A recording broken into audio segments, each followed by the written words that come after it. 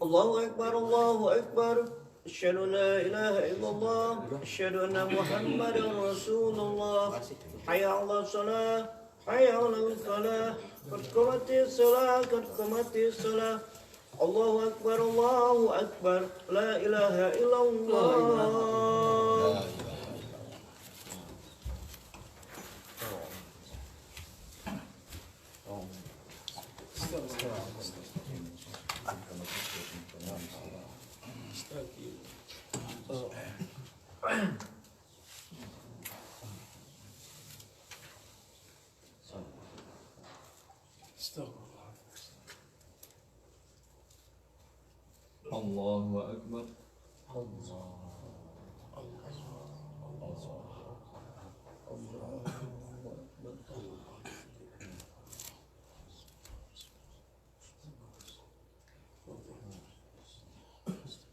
Bismillahirrahmanirrahim.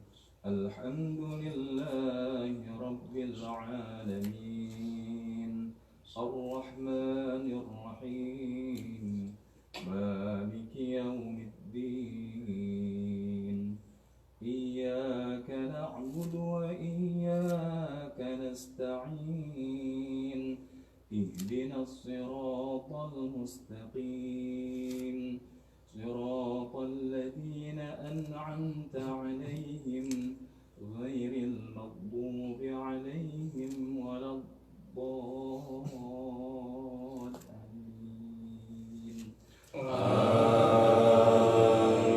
آمين.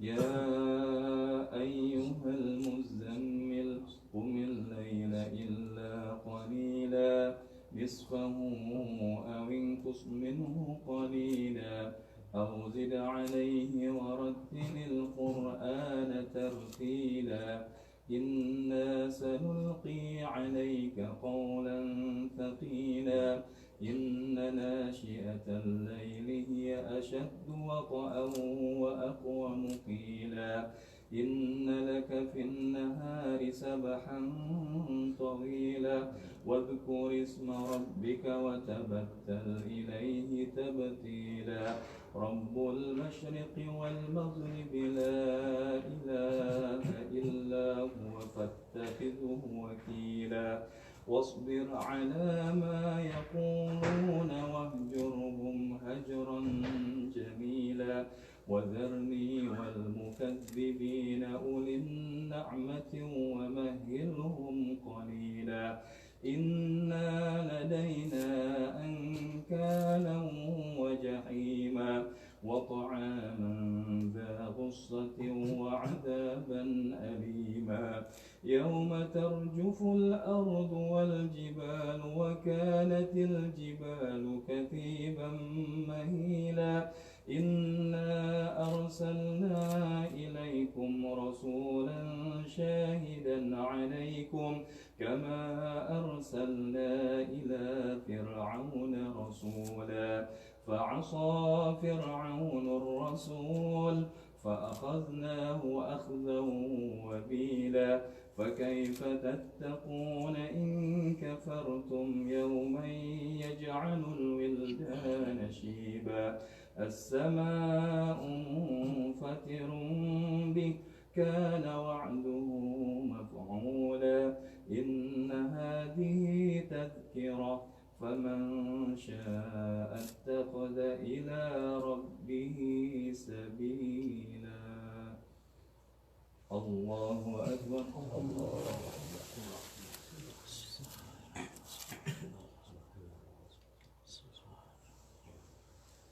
سمع الله لمن حمده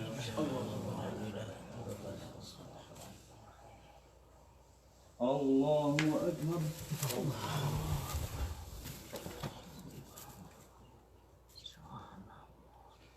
الله أكبر الله أكبر الله أكبر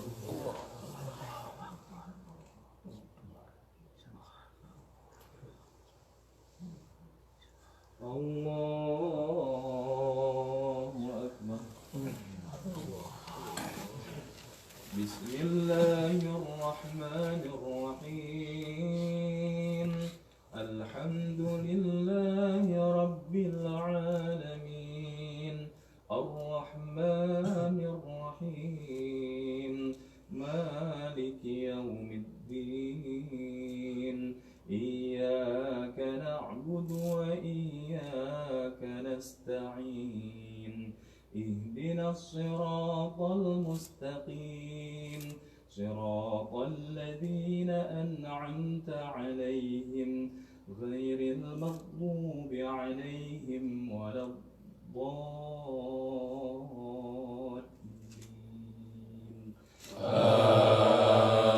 آمين.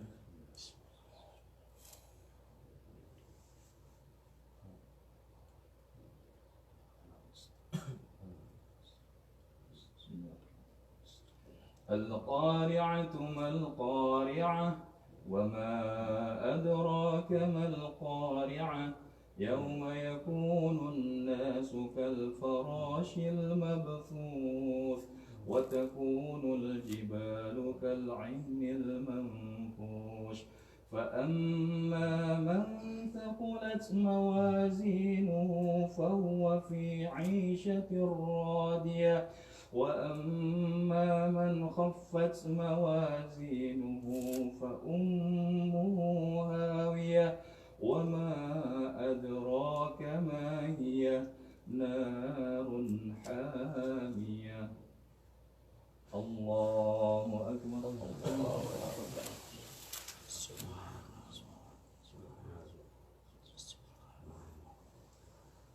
سمع الله لمن حمده اللهم اهدنا فيمن هديت وعافنا فيمن عافيت وتولنا فيمن توليت وبارك لنا فيما أعطيت وقنا برحمتك شر ما قضيت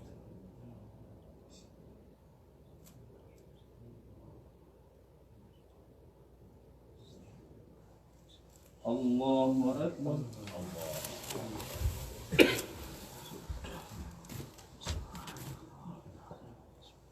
الله أكبر الله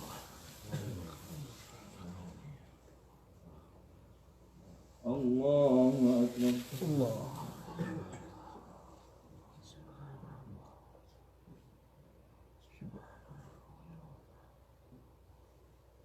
الله أكبر الله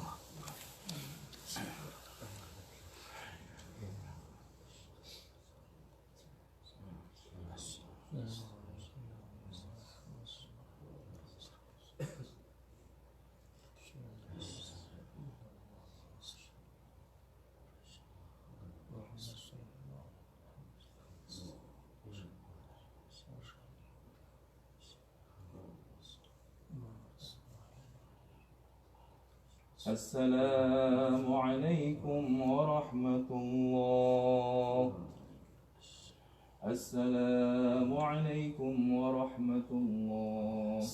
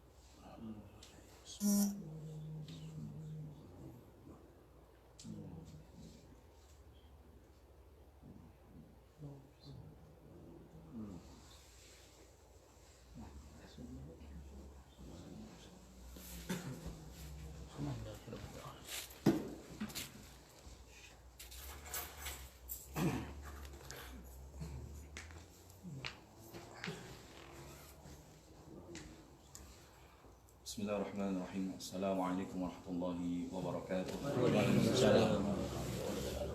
Alhamdulillahirabbil alamin wal 'aqibatu lil muttaqin wa la 'udwana illa 'alal zalimin. Asyhadu an la ilaha illallah wahdahu la syarika la al-malikul haqqul mubin wa asyhadu anna Muhammadan 'abduhu wa rasuluhu la nabiyya ba'da al-mab'utsu rahmatan lil 'alamin.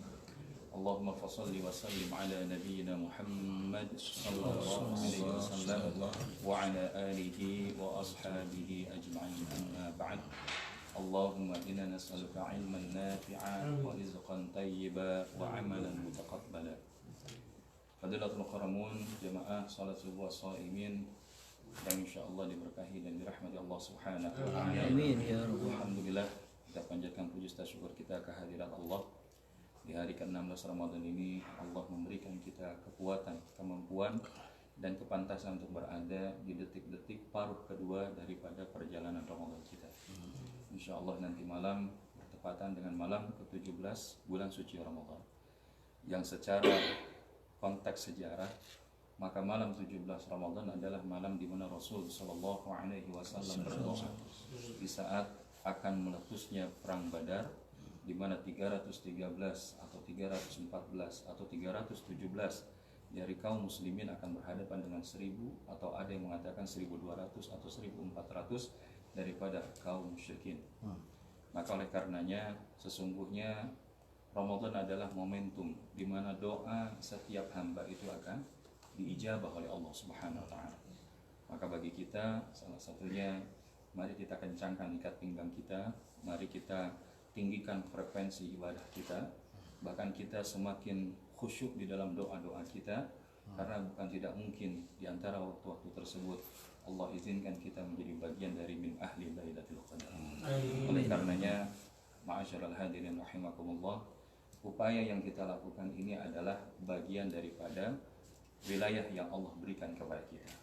Karena secara ukuran hasil ada wilayah di mana adalah merupakan hak prerogatif Allah Subhanahu wa ta'ala. Dan disinilah adalah merupakan kolerasi dari apa yang akan kita sampaikan terkait dengan lanjutan kajian kita sebelumnya, bahwa di antara pantulan daripada seorang mukmin, selain dia senantiasa bergetar hatinya tatkala mengingat Allah, bertambah imannya saat kemudian membaca ayat Allah, maka hanya kepada Allah sajalah maka seorang hamba itu bertawakal. Wa 'ala rabbihim yatawakkalun, berdasarkan surat Al-Anfal ayat yang kedua, 3 dan 4. Dan kita akan lebih menajamkan poin daripada yang terakhir tadi, yaitu dalam ayat yang kedua, bagaimana orang-orang yang beriman itu adalah mereka senantiasa bertawakal kepada Allah Subhanahu wa ta'ala.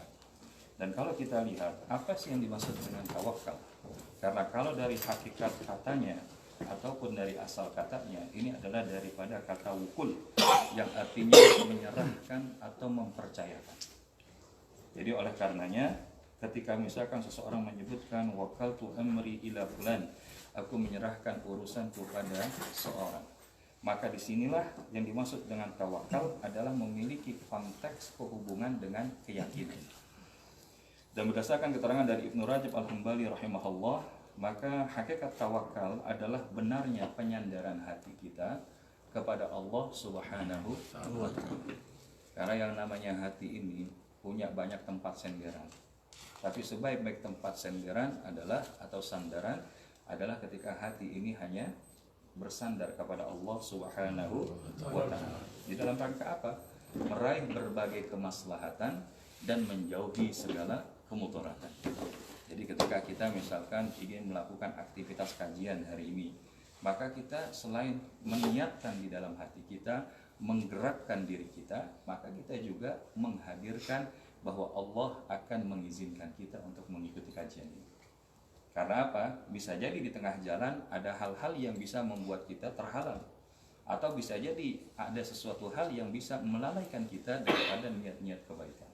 Maka disinilah peran tawakal ini menjadi sesuatu hal yang menjadi kunci kekuatan hati seorang mukmin di sisi Allah Subhanahu wa ta'ala.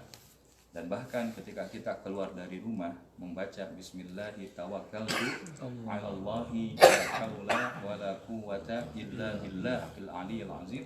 Ini walaupun kelihatan kalimatnya sederhana, tapi malaikat mendoakan bahwa engkau sudah mendapatkan petunjuk dari Tuhan. Maka ini adalah sesuatu yang seharusnya tidak ditinggalkan oleh seorang muslim, apalagi seorang mukmin, di dalam rangka menggantungkan, menyandarkan segala dari apa yang dilakukannya itu kepada Allah Subhanahu wa taala. Dan bahwa tidak ada yang bisa memberi, menghalangi dan mendatangkan bahaya serta mendatangkan manfaat itu kecuali Allah Subhanahu wa taala.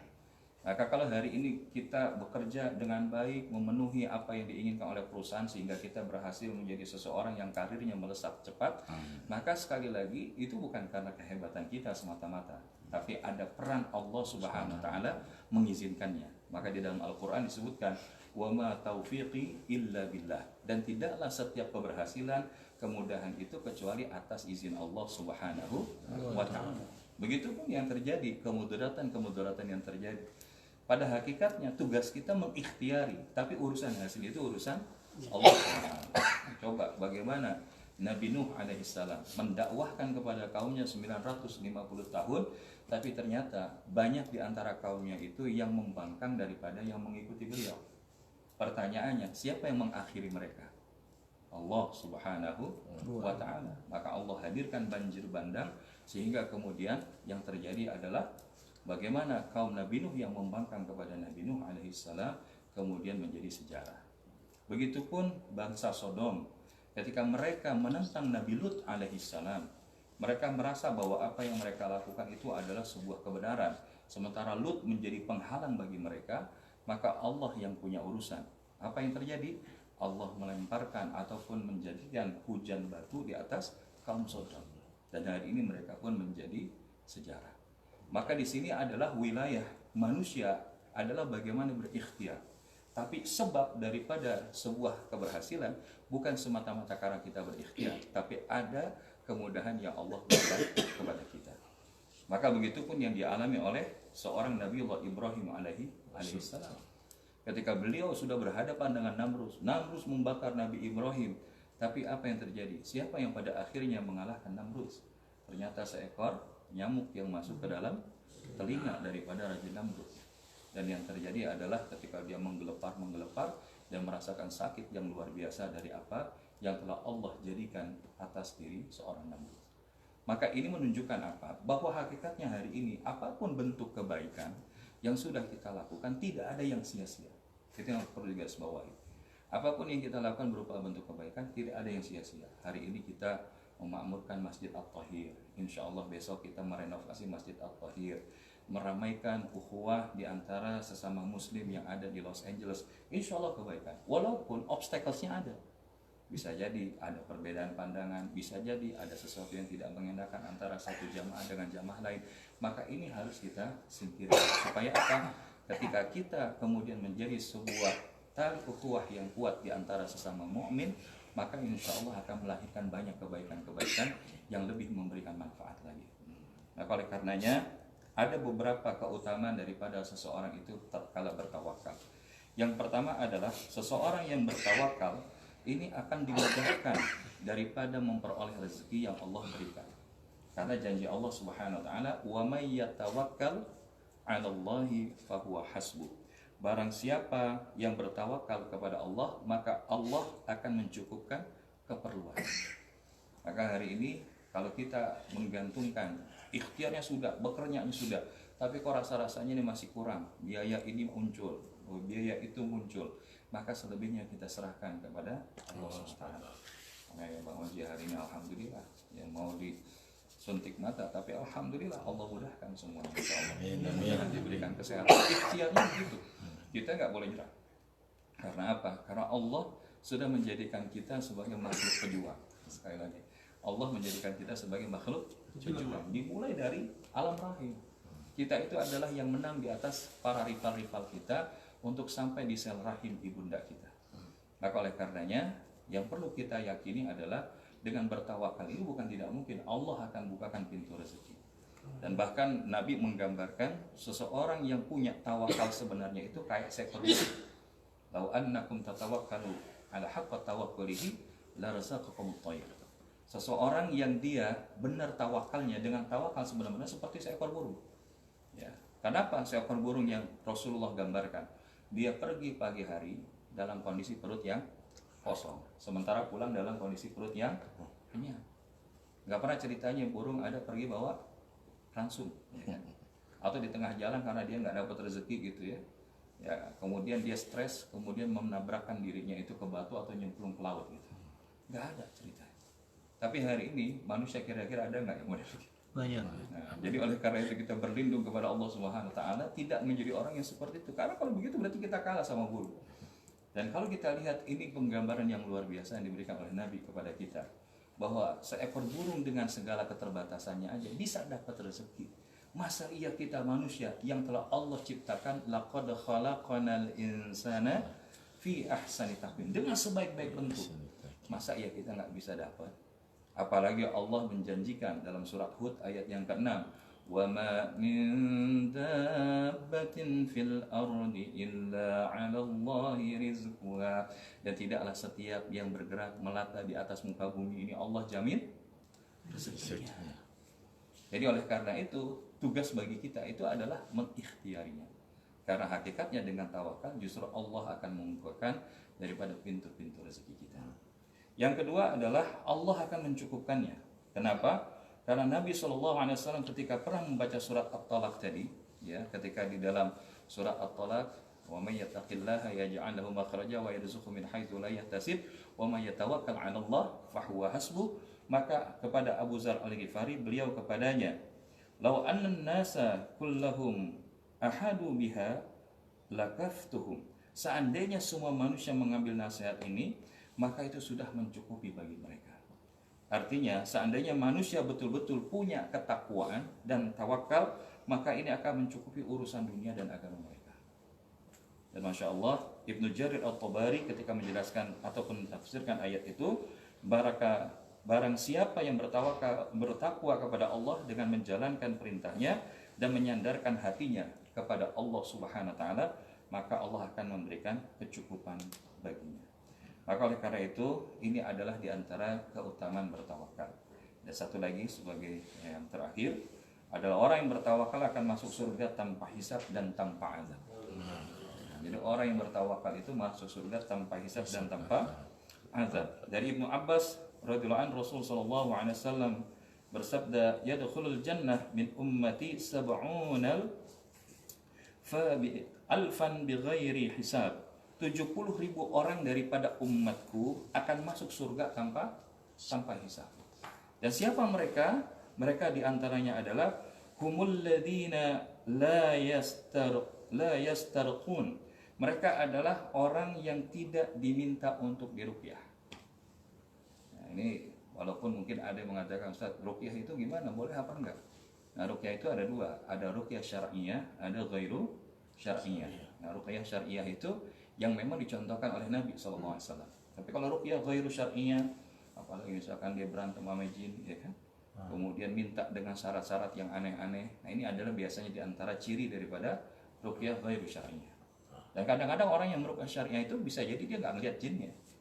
Tapi kadang-kadang yang kita khawatir ada orang yang bisa ngelihat, bisa jadi malah melakukan itu tidak pada tempatnya. Yang berikutnya adalah wala yatatayyarun, yaitu bukan orang yang melakukan tatayyur. Tatayyur itu apa? Ketika melihat sesuatu nganggap sial. Misalkan dengar suara burung gagak, ya kan? Nah, dia bilang bakal ada yang meninggal, ya kan? Atau misalkan hari Selasa bawa sial, apa lagi? Kupu-kupu datang ke Kalau rumah. kupu-kupu, kalau itu datang bawa tamu, ya kan? Yang penting asal jangan kupu-kupu malam aja. Tapi di antara yang buat sial atau misalkan patah, tanggal 13 ya, itu kan bisa jadi sesuatu hal yang bahkan anehnya itu kayak di hotel-hotel di Jakarta ataupun gedung-gedung tinggi itu 13th floor itu nggak ada. Amerika juga jarang. Oh, di sini juga ya? Termasuk angka 4. Angka 4 juga diyakini katanya ya punya sesuatu image yang negatif. Nah, ini yang kayak begini dalam Islam tidak ada. Feng Shui. Ya, kita nggak ada. Black Friday. Dan kalau kita katakan tatoyur itu adalah ketika merasa sial dengan sesuatu, lagi jalan tiba-tiba keantuk ya kan, wah ini jangan-jangan mau celaka ya kan, itu doain sendiri ya kan. Nah jangan kita melakukan yang seperti itu. Maka insya Allah kita akan termasuk orang yang akan mendapatkan kesempatan masuk surga tanpa hisab. Termasuk yang terakhir, wa ala rabbihim yatawakkalun, dan mereka selalu bertawakal kepada Allah Subhanahu wa taala. Jadi insyaallah inilah hadis yang dikemukakan dari Nabi sallallahu alaihi wasallam, rawahu Bukhari nomor hadis 6472 dan Imam Muslim nomor hadis 218. Mudah-mudahan insyaallah kita bisa menjadi bagian di antara hamba-hamba Allah yang mendapatkan keutamaan tadi, yaitu mendapatkan kecukupan rezeki, mendapatkan peluang surga tanpa hisab, dan Allah bukakan segala kemudahan-kemudahan bagi kita. Demikian yang bisa disampaikan, insyaallah masih kita akan sambung mengenai bab tawakal ini di pertemuan berikutnya, dan semoga kita insyaallah menjadi bagian dari hamba-hamba Allah yang selalu bertawakal. Hasbunallah wa ni'mal wakil, ni'mal maula wa ni'mal nasir. Subhanallahumma wa bihamdika asyhadu an la ilaha illa anta astaghfiruka wa atubu ilaik. Wabillahi taufiq wal hidayah. Wassalamualaikum warahmatullahi wabarakatuh. Waalaikumsalam warahmatullahi wabarakatuh.